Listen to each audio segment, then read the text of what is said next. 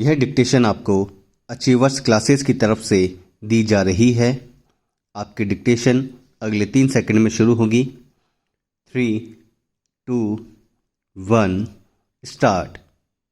महोदय, इस समय भारतवर्ष के सामने बहुत प्रकार की जटिल समस्याएं हैं और यह ऐसा समय है जब सबसे यह अपेक्षा की जाती है कि आप सदा भारत की सुरक्षा और उसकी उन्नति के लिए कटिबद्ध होंगे। आपको मालूम ही है कि जब से यह प्रश्न हमारे सामने आया है कि भाषा के आधार पर देश के विभिन्न भागों का पुनर्गठन किया जाए, तब से देश में बहुत प्रकार के आंदोलन उठ खड़े हुए हैं। सरकार ने जनता की इच्छा और मांग को देखते हुए उसके लिए एक विशेष आयोग नियुक्त किया और यह आशा की जाती थी कि उसकी जो कुछ भी सिफारिशें होंगी वह सबको मान्य होंगी और आपस के मतभेद के लिए कोई स्थान न होगा।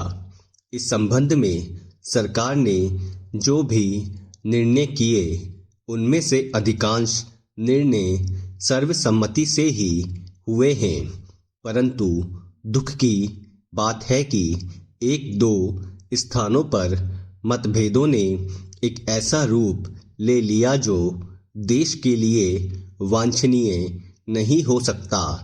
दुर्भाग्यवश आपका यह क्षेत्र भी उन क्षेत्रों में से एक है।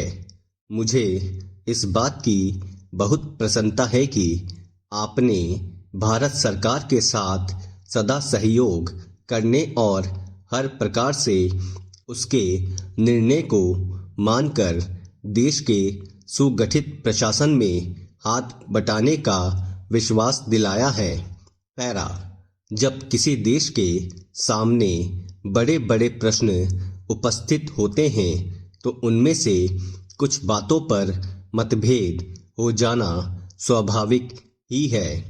इस युग में जब हम सब काम जनता की सम्मति से करना चाहते हैं और हमारी सरकार भी जनता की बनाई हुई है, तब यदि कहीं मतभेद हो जाए तो उसमें उतावलापन करने की कोई गुंजाइश नहीं रहती, क्योंकि विरोध प्रदर्शन करने के लिए आपके पास पर्याप्त समय है। परंतु एक चीज जो हम सबको भली भांति जान लेनी चाहिए और जिसके संबंध में किसी प्रकार के मतभेद की गुंजाइश नहीं होनी चाहिए, वह यह है कि चाहे हमारे मतभेद कितने ही अधिक क्यों न हो, उनको सुलझाने का एक ही उपाय है और वह उपाय यह है कि इस संबंध में निर्णय आपस में बातचीत करके तथा एक दूसरे को समझा बुझाकर किए जाए, डंडों और पत्थरों से नहीं। हमने अंग्रेजों के विरुद्ध भी, जिन्होंने इस देश को 200 वर्षों तक अपने अधीन रखा, डंडे और पत्थर उठाना गलत समझा और नहीं उठाया। पैरा, महोदय, तो क्या आपस के छोटे मोटे झगड़ों के लिए हम डंडे और पत्थरों का उपयोग करेंगे और एक दूसरे की भावना, उनके प्रसन्नता और उनके विचारों का ध्यान नहीं रखेंगे?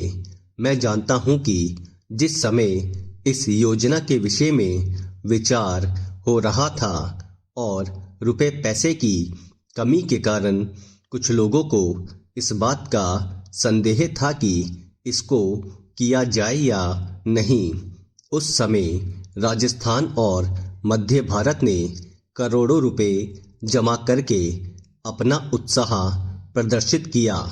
इससे लोगों में केवल उत्साह को ही प्रोत्साहन प्राप्त नहीं हुआ, बल्कि उनमें सहयोग की भावना का भी विकास हुआ, क्योंकि इतना बड़ा काम यदि ऐसी भावना पर नहीं तो और किस भरोसे पर हाथ में लिया जा सकता था।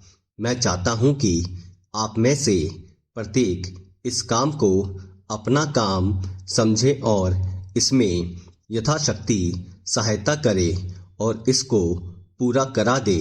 पैरा, कल मैंने सुना और मुझे यह देखकर प्रसन्नता भी हुई है कि आप लोगों ने यहाँ पर किसी एक ही स्थान से नहीं बल्कि सारे भारतवर्ष से आदमियों को बुलाया है और वे आकर काम कर रहे हैं।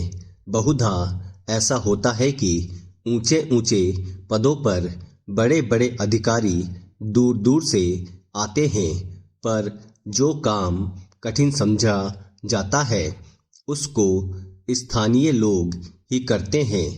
इसके विपरीत मैंने यहाँ यह भी देखा कि केवल ऊंचे पदों पर ही नहीं बल्कि पत्थर तोड़ने तथा पत्थर काटने जैसा ठेठ मजदूरी का काम, जो कठिन काम होता है, मद्रास से लोग आकर कर रहे हैं। यह हर्ष की बात है। वह तो मजदूरी के लिए ही आए हैं, परंतु इतनी दूर से आने जाने में उनको सारे देश का ज्ञान हो जाएगा और जितने दिन वे यहाँ रहेंगे उनका यहाँ के लोगों से प्रेम और संपर्क पैदा हो जाएगा, जो सारे देश के लिए अत्यंत आवश्यक है। यह देश इतना बड़ा है और इसके निवासी इतने अधिक है कि जब तक सब राज्यों के लोगों का परस्पर थोड़ा बहुत परिचय कराने का विशेष प्रयत्न नहीं किया जाएगा, तब तक सबका सहयोग नहीं मिल सकता। हमारे पूर्वजों ने इस सारे देश को सदा ही एक माना और इसीलिए जब शंकराचार्य जी ने दिग्विजय की तो उन्होंने हिंदुस्तान के चारों कोनों में 4 मठ स्थापित किए। प्रत्येक स्त्री पुरुष के लिए चारों मठों का दर्शन करने का महात्म्य है। स्टॉप। दोस्तों, अगर आप चैनल पर नए हैं तो चैनल को सब्सक्राइब करना ना भूलें और बेल आइकन पर क्लिक करें। Thank you.